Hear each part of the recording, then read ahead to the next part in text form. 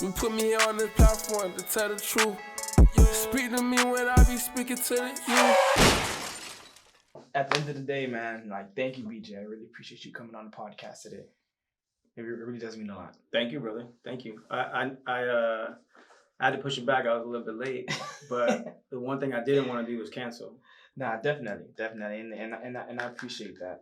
I kind of just want to get into everything. Actually, I want to ask you this one question, and it might seem as coming from a negative place, but I want to go to a certain place.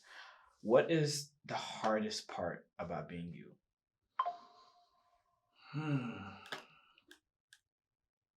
I think the hardest part about being me, no one's ever asked me that question before. And I don't even think I've ever heard somebody just ask somebody that question before. Yeah. Because typically it's like, what's the hardest part about you doing something that they already know you're doing? Yeah.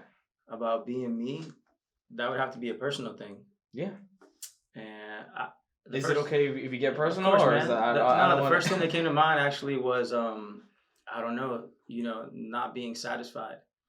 So even when you experience success, or as you try and go attain success, you always wonder, could I have done more? Or I wish I would have started X sooner. Or, this is nice, I achieved this, but I know I could do so much more. And I think it's just like the human condition that you're always, hindsight's 2020. So you're always looking back like, damn, if I only would have started sooner, if I only would have stuck with it. So for me, I'm a little bit overly self-critical sometimes, especially this stage in my life where I really am serious about things I should be serious about. Whereas, a younger version of myself maybe wasn't as focused, maybe more distracted. Maybe I was still just exploring, and kind of like what we were talking about earlier, where I was asking, like, have you ever partied or been wanting to do stuff that's, society kind of pushes you towards. It looks like it's, people do things for like clout, flashiness, but that it's not really congruent with personal development, career growth, and what most would say success is. So the hardest part about being me is just sometimes, being overly critical and wishing I did things a different way, or started things sooner, or saw things through, so that I could be further ahead than I am now. So at what age or what environment did you realize, or did you have that realization and all that? I mean, it's like something that never goes away. I feel like even when I was doing, even when I was distracted, or maybe hanging out with people I shouldn't have, or participating in activities that weren't contributing to my growth, it's like you kind of know in the back of your head, but you're living for the short term. Some short term fix, stuff like that. Instant gratification, and so, and like I said, sometimes you're overcritical. So it's like you don't know what you don't know. So at the time, you might have heard, like, I'll give you an example. Like when I was like 17 or 18, my mom used to tell me, like, "Hey, BJ, can you write down your goals for me?" Right? Really? And I was like, at that time, I was like, it didn't even occur to me like why that was important. I didn't even realize what she was trying to do. Yeah. And I was just a young, like, kid in high school. You was like, I'm not doing that. Yeah, I'm not gonna write my goals down. or Mom, that's lame. Yeah. I'll get to it. Whereas now I'm like trying to write down every single goal and tracking every goal, and then like revisiting the goal. And now it's a goal to read my goals every day. And I'm just like, damn, like, what if I would have just did it when my mom asked me when I was a kid? Yeah. But at the time, it just didn't seem like something that was important. And that's what I mean, whereas, like, so there was somebody there telling you to do something that was good for you, but I just didn't know what I didn't know, so I wasn't doing it. But it wasn't like I didn't know that it would help me, because why would my mom ask me to do anything that wasn't, she wouldn't be trying to ask you to do anything to hurt me. Yeah, I believe you just didn't have that sight that she had, but once you started living your life, you was like, damn, I really messed up back then, but I can't dwell on that past event that happened. And that's kind of like the same thing for me, because like my biggest problem, or the hardest part about being me, is I get this sense or this feeling that I'm never enough. You feel me? Like I could be doing so much more. I could be this much better. And yeah, granted, it's used as as a motivating factor, but sometimes depending on how I'm dwelling on it, it can affect me negatively. Like that's where I start beating myself down. That's where I start being too critical, much like what you said earlier. And you know, sometimes it can cause a lot of pressure. And me having this perspective that I'm the rock for everybody, I don't even have that outlet to speak to anybody about these things. Because if they see me weak, if they see me failing, I don't know how that's going to affect them on their journey and just being better or just overcoming certain things that they're going through. So that's pretty much how it is for me. And I wanted to talk more or less about motivation because, like, every time I see you, because you were one of the main pivotal persons in my life that taught me to be more intentional about my activities. Like, you was the first person that introduced me to a journal. Mm-hmm. And ever since I started using a journal, like, I've tried different ones. I'm in the process of making my own journal, and I'm striving to to maintain this consistent stream of being motivated. Because there's some times where I feel lazy, or I'm not as motivated, or I'm tired, or I'm fatigued because I don't rest well. But I want to keep that streak going for as long as possible, or have that certain level of motivation where I can still get things done. What are some ways that you keep your motivation, or you keep this level of intention that I see you walking in and day out? Yeah. Well, one thing I figured out was that you can't wait till you feel a particular way to then want to do something. You got to do something, and then you're going to feel a particular way. So meaning, like, you're not supposed to feel your way into acting. You need to act your way, and it'll produce a feeling, right? So let's just say the gym, for example.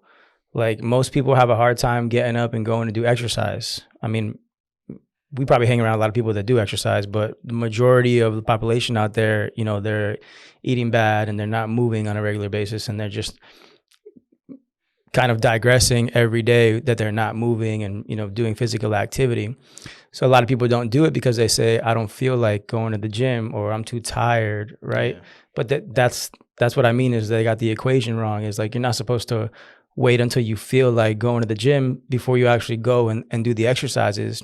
You have to trust that the exercises are going to make you feel a particular way that will then lead you to be motivated, right? So like, you're asking, so I know that if I do certain things, it puts me in a state where I am motivated, right? Because the motivation kind of just comes and goes. Yeah. So for me, like, I know if I get 8 hours of sleep, if I wake up, pray and meditate, and then I do a workout, when I'm done with those steps, I feel motivated. I feel like I'm in a high vibration. I'm ready to take on whatever it is that I need to do. And that never fails me, right? Now, if I were to just wait until I feel some kind of way, wait till I'm in a higher vibration before I do any of those things, that may be some days, that might be some days yes, some days no, that might never come. So you need to act your way into feeling rather than wait till you feel a particular way before acting. So I want to ask you this specific question. So I stick to my routine. So this is for somebody who wants to create a new routine where they haven't done it long enough, where they start to feel it because they've done it so much. What can you say, or what advice can you give to people so they can start that new habit? Well, I would say trust in the things that are already proven. Just like we all, like, I don't know. I know physical activity makes me feel more motivated, makes me feel more energized, gives me more mental clarity, makes me feel less stressed. Yeah. And I think plenty of people that do exercise would agree the same, right? Meditation or prayer kind of calms me down, reduces anxiety, helps me focus, puts me in a better temperament so I'm not easily agitated, so that I know what's important, and so that I kind of create a vision that's pulling me on a daily basis. Most that have studied meditation or that do promote prayer would probably say the same thing. Yeah. And like I just said, sleeping well, hydrating, all of these things are proven to positively influence the state of a human being. So if I was going to start making a routine, I would start with the items that are already proven to produce positive results, and then add my own touch to that. So you don't have to reinvent the wheel, you know, like wake up, get 8 hours of sleep, journal in the morning or pray in the morning or exercise in the morning, and then add, Okay, got you. you know what I mean? see, Like I we already see. know these things work. So make the things that we already know work part of your routine, and then add whatever it is that is specific to you. Yeah. Like some people like to, you know, some people like to write poetry. Maybe that's something that helps you get into the right state. Some people like to go outside for a walk. Some people like to work on their garden. Other people like to spend time with family members. Yeah. You know, so you might add your little specific personalized version to that routine, but also include things that we already know work for humans everywhere. Got you. So don't reinvent the wheel. I'm not gonna lie, that's been one of my biggest struggles lately too. And even because, you know, I'm a realtor, and, you know, they're big advocates and follow the system. Don't reinvent the wheel. But I find myself constantly wanting to do things from scratch and building it up as if it was somebody's first time being exposed to that particular field, right?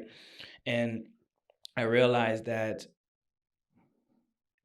because you follow that guaranteed success or that guaranteed method that somebody had and used to achieve success, once you follow that, all the results are going to come. Kind of like, you know, like you said earlier, finding them, developing the motivation, building the energy so you can do it on a consistent basis. And one of the things that I've used, this is not like my routine, but one of the methods that I use to kind of stay motivated is staying busy. Not like in the sense where I'm a busy bee, but it's in the sense where because you was even shocked that I said it, you know, before we started the podcast. You was like, dang, I have somebody else coming on as a guest. For me, staying busy is being intentional with how much space that I have between my next task. So if I'm like, for example, I have you coming on the podcast today at 5 or around the time that you came in. I have somebody else showing up right after that. So there's less time for me to be lazy in a sense. Like I have a day where I rest and I recoup my energy and you know, I build myself back up. Like I decompress.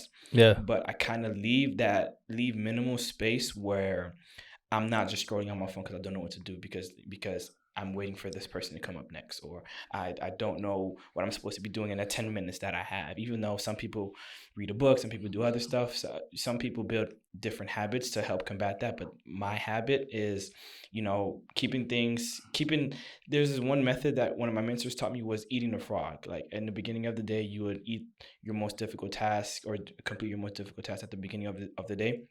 For me, I would kind of like pair all those up all in one, where now once I'm done with the day, I feel like I got most of the things done. I know, and I had minimal distraction because I've done that.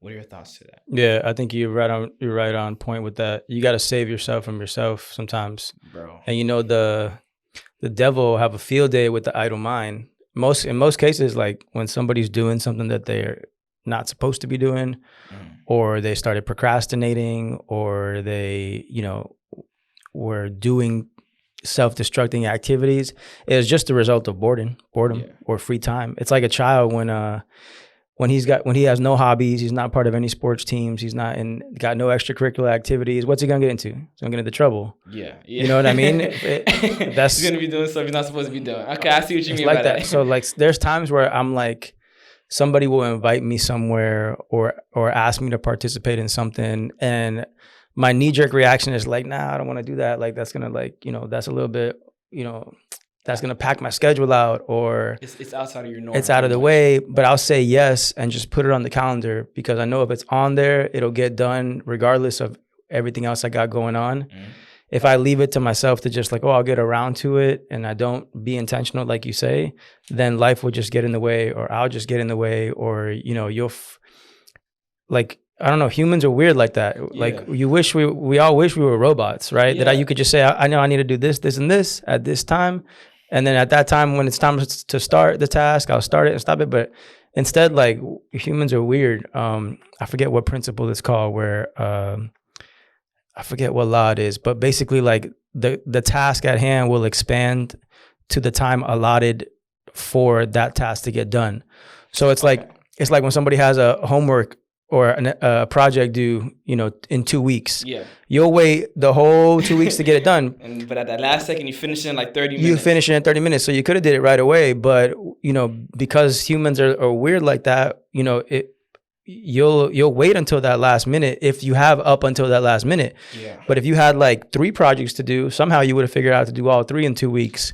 So if you sometimes you almost got to to save yourself from yourself, be intentional and use tools like a calendar, a schedule, and just put it on the board and you'll get it done. Yeah, and even when using a calendar, like I find myself falling short and not completing the things that I was supposed to be doing, only because I haven't developed, that habit, because it takes time. But one of the methods that I've been using recently was time tracking. Because you told me your journal, and in the journal, the same. Do you use the same journal that you showed me? Same one, man. Yeah, high performance planner. Yeah. So I love that one because in the morning it asks you a set of questions, in the evening it asks you a set of questions, and you grade yourself. But they have the timestamps where you can write what you're supposed to be doing during that day and stuff like that. But the habit that I've developed right now, that I've been doing for the past week, and it's been amazing, is where I time track. Where on my phone I have a timestamp where I have all the hours in a day. I have 2 columns, what I did and what I was supposed to be doing. So in that hour, I already create a schedule for that week, or however, of course, if you're doing this, you have to have a schedule first, right? So I write what I'm supposed to be doing, but as the day goes on, every hour or so, I kind of update it. Like this hour I did this hour I did that, and then at the end of the day, I kind of put a blue check around the things that where it matches them, and I put a red X where it didn't match. And I realized where I was falling short at, and just me being that intentional with what I'm doing in that specific hour, that I realized, all right, I didn't do this because of this, but I see this trend on this day, this day, this day, and this day.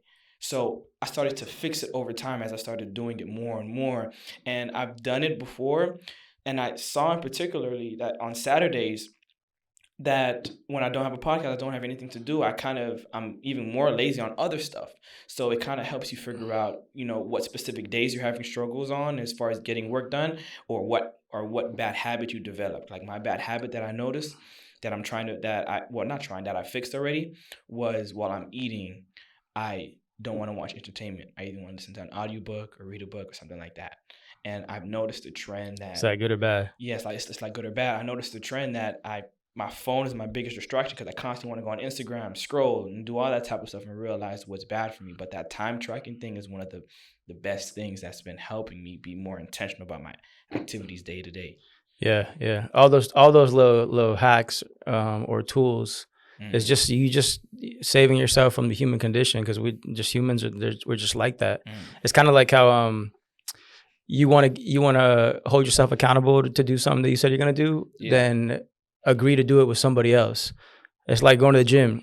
Like if you're supposed to go to the gym at like 8 a.m., right? But it's just you, and that alarm clock goes off, and you're a little tired, you're more likely to hit snooze if it's just you. Yeah. But if you have somebody you're supposed to meet there, then you'll suck it up and go. Yeah, because that is true. We're weird like that. We'll let ourselves down sometimes before we'll let somebody else down. So how do you make sure that if that doesn't happen? Just book it with somebody else.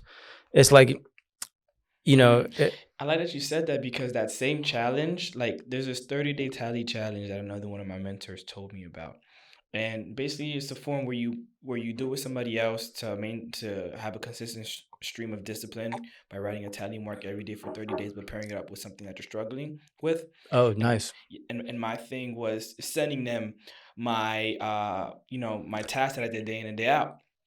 So it's like, damn, I don't want to show this person that I have like a majority X's on my schedule because I didn't do what I was supposed to be doing. Yep. Because, I wasn't paying attention. And, that form of accountability is big. So I like that you said that. I think, people don't realize that social media will, in a way, help you with that. Like, wait, what? Yeah. Like, for example, if you want to become something or do something or make a change, why don't you announce it on social media? For example, like, I don't know you're a real estate agent, right? Yeah. I don't know when you first started promoting yourself on social media, but I guarantee you, and other people could probably resonate with this, the first time you got on camera or on video and you said, "Hi, I'm so-and-so and I sell homes," or or who do you know that wants to buy, sell, or lease, or whatever it might be. As soon as you did it and you put it out there, now you have to embody what that message or the role you communicated, or else you're just a coward, right, or a liar. So that's why I feel I'm a big advocate for sharing your big goals with people that you care about. Not with just anybody, because the wrong person, you don't want the wrong energy on your goals, right? But somebody you really care about, for example, like my girlfriend or maybe her family, if I say like I'm going to do this, those are people that I really care about and that I really don't want to let down. So sometimes I'll voice bigger goals that I have to people I care about, because now I have to rise to the occasion and follow through with that, or else I'm going to be a coward. And I know that I'm not one. But again, the human condition, we're always battling it. So I'll do little things like that to save myself. Just like you said, the habit tracker that you're going to show somebody, maybe it's like, accountability partner. It sounds kind of like corny and woo-woo, but the truth is, if you got somebody else that's, watching you or checking up on you, you're more likely to follow through. They say you should act like, imagine there was a camera on you at all times that people could check in and watch. Right? Because it's not really about what you do when people are around. It's what you're doing when people aren't around. You should be acting like there's a camera on you 24/7, right? Because and one of the main reasons why I started doing that time tracking thing is because I wanted to be more conscious of the subconscious thing that I've been doing. Because I found myself, like I said, I was eating, I pick up my phone, just automatically scroll while I'm eating and just doing that in the second nature. But as I start to do this time tracker, I pick it up. I'm like, wait, I noticed this trend looking at my timesheet from yesterday and the day before. Let me put it down. Or let me play the audiobook. So doing those little things, like being more intentional and just looking deeper within and working on being more conscious, that's the best thing. Because people, like you said, what do you do when people are not looking? In those times, people just follow the bad habits that they really developed over time. And they just been walking day in and day out subconsciously in that bad habit, and they do nothing to fix it. So I've been working on just being more conscious of the now. And I realized not a lot of people do that. It's a good point, man. Everybody has a autopilot mode, right? We all do. It's kind of like when you're driving home in the car. Every now and again, you just drive and you get to your destination and you be like, "Holy shit!" Like I didn't even was I even paying attention? You just because you were on autopilot, honestly, and you probably taken that route home before, so it was like it was what it was. But if you're not actively making choices to do things that are a little bit uncomfortable, that are going to like interrupt the habit pattern, because every time when you do that, you're also, influencing your autopilot mode, so I always go back to the gym just because like that's my biggest like pillar or example. But eventually you get to a point that you've done something so many times that you do it without thinking. So in the beginning, whatever that thing is, you got to intentionally do it. Maybe it's like, reading 10 pages a day, or maybe it's, making your prospecting phone calls, whatever it is. In the beginning, it's like you have to use mental bandwidth to just be like, I decide I'm going to do this right now and push through it. But if you do it enough times, then it can be part of your default mode, your autopilot mode. But if we're not influencing ourselves by using tools or having accountability partners or following a schedule, then the world is going to influence us. And we already know the world's influence between like social media, the news, some family members and that want the best for you but don't know any better.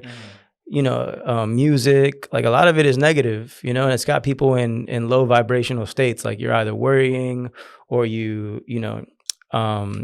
dividing, conflict, all those types of things that like there's just so much outside noise. It's influencing us whether we know it or not. So you want your autopilot mode to be working for you, not working against you. There's a book, what's it called, by Napoleon Hill, Outwitting the Devil. Oh, the only book by him I know is Think and Grow Rich. That's the only book that I know by him. There's a concept there. It's called the hypnotic rhythm. Like everything you do in life has a hypnotic rhythm. So it's like dancing, bro. You like to dance, right? First time you did a step, it might be a little bit odd, right? Like you're moving in a way that you haven't moved before, right?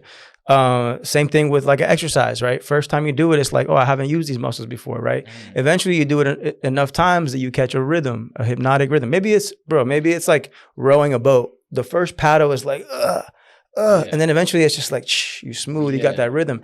Everything has a hypnotic rhythm that if like a bike, when you start pedaling that bike hard in the beginning, and then eventually you're cruising. Yeah.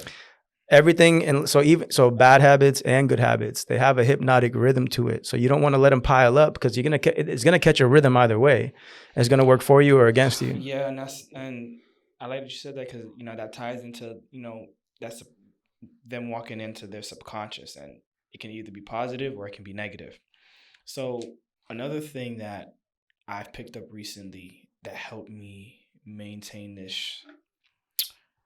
I don't know the right word. Like, where I maintain this high level of motivation, where every day I'm like, I'm pumped, I'm getting like, I want to do this, right? Is just keeping it simple, bro. I used to complicate everything, and given the fact, and that's because I was trying to reinvent the wheel before, right? I used to complicate everything, and it was to the point where it became so complicated. And I dug myself in a hole where it's like, yo, I don't even want to do this anymore because it's so complicated. But then I realized, like I said earlier, don't reinvent the wheel. Don't do these other things. Just follow the methods. Keep it simple. You'll find yourself just doing it, getting it done. Whether it's just walking into something and you don't know how to do it, and you pick it up because it's really simple. It's not easy, like I said, but it's simple as far as the methods of executing whatever it is you want to execute. But if you just keep things simple, you'll see yourself understanding how to do it more and more and more, to the point where now it's like, all right, now that I'm good at it, I want to do it even more. Yeah, I think that kind of is like the rhythm, or keeping things simple, man. Like, it's like when when you have a task at hand and you want to tackle it. Yeah. The best thing you could do is just tackle it. Even if you don't do it. Even if you're not good at it at first, the best thing you can do for yourself is just do it. Because every second that you spend thinking about doing it but not doing it, you're just creating more and more resistance. So keeping it simple is like, just get right to it, right? If you're just, the moment you start contemplating, second guessing, I'm like tired on this, or if I do this, it's gonna lead to that, then that. Yeah, that's that rhythm, but it's just working in the other direction. Yeah. You know what I mean? Once you start thinking of excuses, it gets easier to think of more excuses. Once you start doing, it gets easier to keep doing. Which direction are you going to flow in? Either way, you're going to flow because there's that rhythm. But I feel you. Sometimes just keep it simple, man. Like, it's kind of like real estate is again another easy one to talk about. But making cold calls or prospecting or role playing, you're so much better off just doing it. Like, put the headset on, hit go, and somebody's going to answer, and you're going to talk, and it's going to go good or bad. Either way, you're better for the next call. Versus, like, you thinking about doing it and not wanting to get rejected and finding excuses to just not sit down. And then eventually the day goes by, and then, you didn't prospect, and now that starts to pile up. And then now you're like, fuck, like, I could have been better if I would have started at the beginning of the week. Now, and it just gets worse and worse and worse. It's like, just keep it simple, man. Yeah. I wish it was so simple to keep it simple, but it isn't always. But what is good is to have conversations like this where we're identifying that is what it is. So now that we're aware of it, we can avoid doing that and just get right to it. So I want to ask you, how can somebody surround themselves with the right people to have these types of conversations with, and surround themselves with people where you guys are pushing each other? You got to find a tribe, I guess, you got to go to where those people are and connect, and stay away from the places where they're not, so you don't get caught up. So like right now it's Saturday night. I got certain friends, one named Oliver, that's wants to podcast and have a high level conversation and talk about habits and things that can positively influence us and what's working and what's not. And then I have other friends that are probably kicking back, ready to open up a beer and watch the game. Not that that's bad, and there's a time and place for both, but you got to look certain places. So like anywhere, any conference, any summit, any online community, any gym, Yeah, because the reason why I asked that is because I'm in this weird space in my life where I don't fit in with my old friends. Like I watched a video like from Alex Hormozi. He even talked about it because like I'm in a space where I don't fit in with my old friends, and everybody else in this new state or this new environment that I'm in already have their established groups. So it's just finding those people where I can mesh and create like that circle where, all right, we motivate each other, we meet on a consistent basis, we talk on a somewhat consistent level where we're checking in with each other, we're holding each other accountable, we're doing these things, and most times I have to pay for it to get that on a high level from somebody.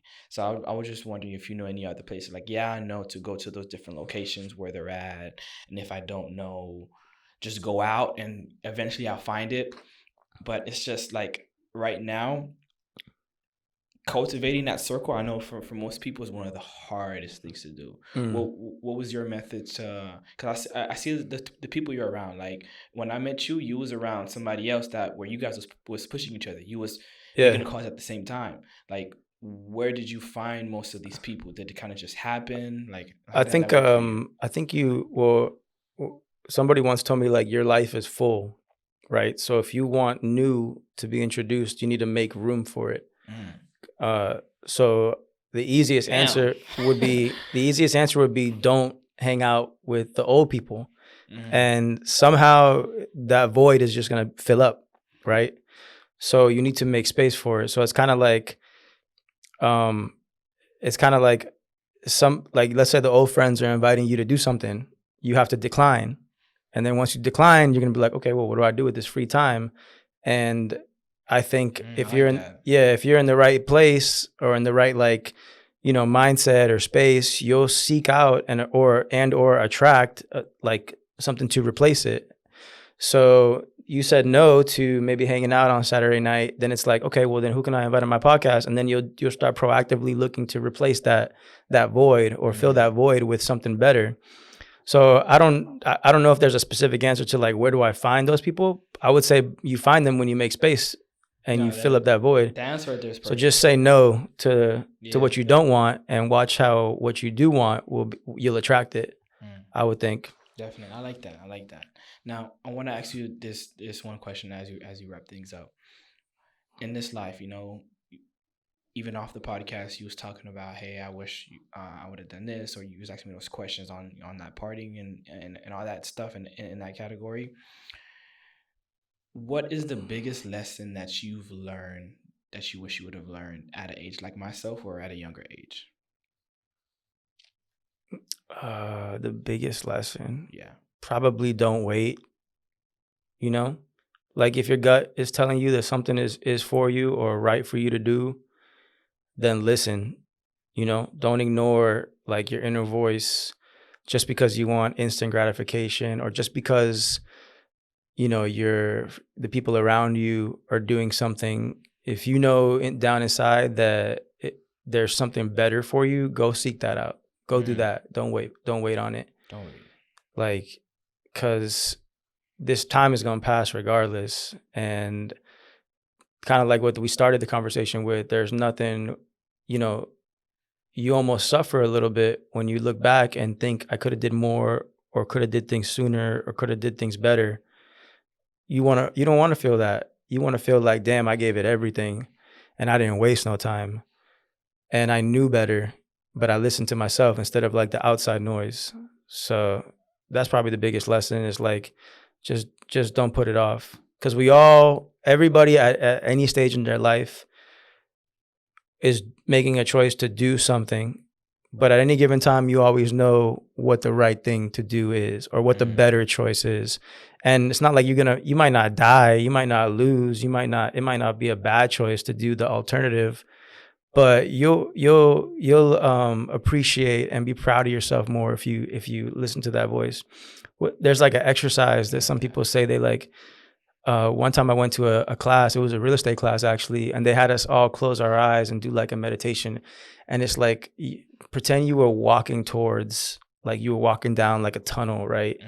And at the end at the end of the tunnel is like somebody just sitting there, and that person is you at like age 75, let's say. Oh wow. Right? And you're walking up to them and you're about to have a conversation with him, the future you, the 85 version of yourself.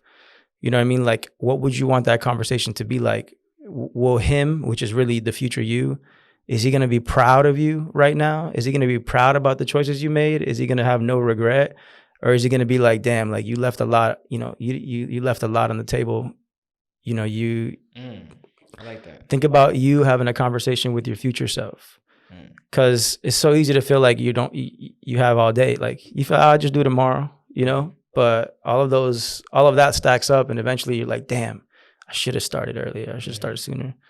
Don't wait. So yeah, man, don't wait and don't ignore don't ignore that voice, your gut feeling. I like that. And oh man, I like that because I've had that gut feeling, and it's always been easy for me to start something, right? But my issue was finishing it. Yeah, me too. Plenty. Yeah. That's why I like you so much, bro. Honestly, the first day I met you, you came in with this energy, and you were like, you knocked on our office door. I don't even think you know what you were looking for. You were just like, "What's up? I'm Oliver. Like, I just want to let you guys know, I'm just getting started, but I'm eager to learn. Anything you could tell me, any insight." And I was like, "How old are you, bro?" I think you were like 20. 20, I was 20 right? at the time. And right there, I was like, damn. I'm like, there goes a younger version of like someone like myself. Except that when I was 20, I was not locked in. I was distracted. I damn sure wasn't at the real estate office knocking on door. I didn't have my license at that time. I damn sure wasn't knocking on random doors, introducing myself to people I don't know, and just letting them know that I'm eager to learn and that I want to grow. Yeah. So to me, it was just such a bright, what's that word? Oh, such a refresher. I was like, damn, that's so refreshing. There goes a young cat that's like hungry, and he's not waiting. He's ready to start early. If I would have just started that early, who knows, sky's the limit. So that being the case, I want to make sure that I can offer everything that I possibly can to this person who's in a stage and in a mindset that I wish I was at that stage. So let me see how I could help. And that's why my door was always open. Yeah, I appreciate and that. why Sometimes I felt like I was a bother at the time. Nah, man, I was like, it's just so refreshing, man. So I was like, hell yeah. I'm like, he's that's how I wish I was acting at that point in time in my life. And to see you doing that, it made me want to help as much as I can. And that's also a good, probably a good lesson for anybody at any stage, especially if you're young and early, is like, believe it or not, if you can just demonstrate that to people that do have value to offer you, in most cases, it's going to be very refreshing for them because they remember that when they were at that point, or they even wish that they were back at that stage. Asking people like you may be asking for, and you'll be probably surprised at, how eager people are to lend themselves as a mentor or to provide, valuable advice just because it's refreshing for them. Because a lot of people like us, and I guess maybe that's kind of like the overlying theme of this conversation, but like we get in our own ways, the human condition to pull you in other directions. And a lot of people do waste time, or they finally get it together, but they could have got it together sooner. So, if you got that voice that's like talking like inside you, that's telling you to like, be more, seek out more, do more, then don't ignore it. And then reach out to people, and they're probably willing to help because they see themselves in you and wish that they were doing it, as young as you are. I wish I was doing this at your age, bro. Yeah. It took me, I'm damn near, I'm about to be 38 soon, bro. It took me. You said what? Yeah, bro. Wait, how old? 38 in May, man. No way. Yeah. No. You look like you just turned 30, 31. I know. I like to think it's the lifestyle, fitness, and keeps me young. But at the end of the day, I waited a long time to really get it together. So to see you doing this, if I'm being that's shocking, man. That's shocking. You look young, man. Hey, I like that. But if I'm being honest, man, I'm grateful I met you at the time that I did. And I'm gonna go back and say like that journal is the biggest thing that happened to me in my life.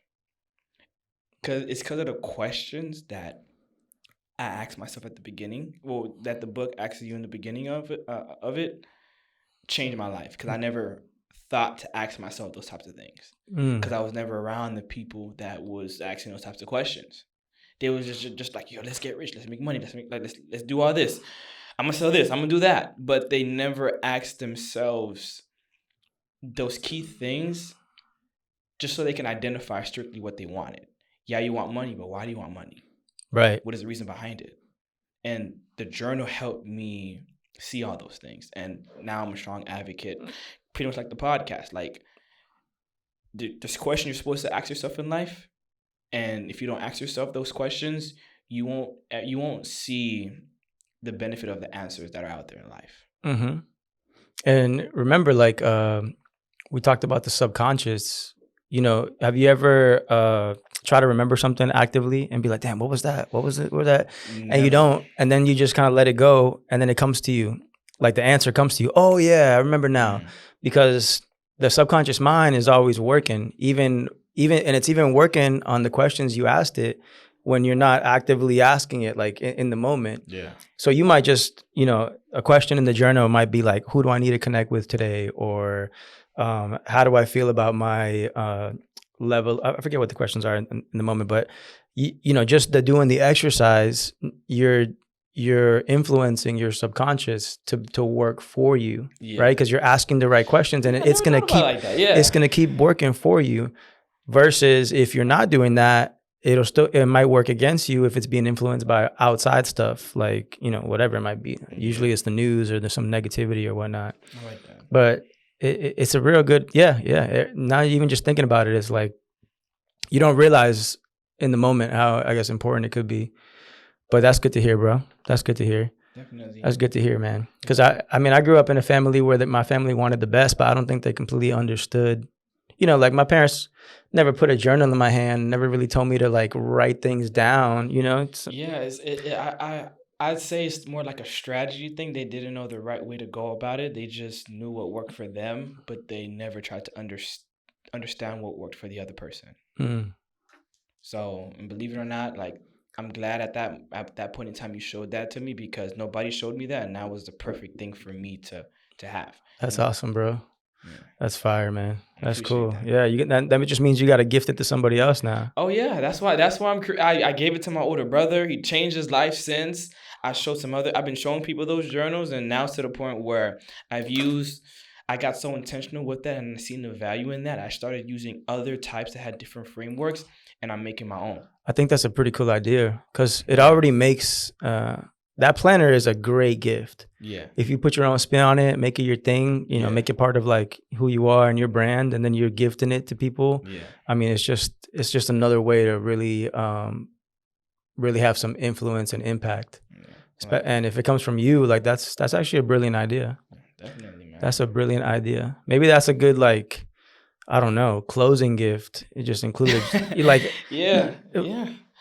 because why not? Why not? You still give them, like, you know, welcome home basket, some champagne, a cutting board, whatever. But like, oh, here's a journal in case you have some thoughts to write down. Yeah. That might go a long way. Yeah, it's not bad. It's not bad.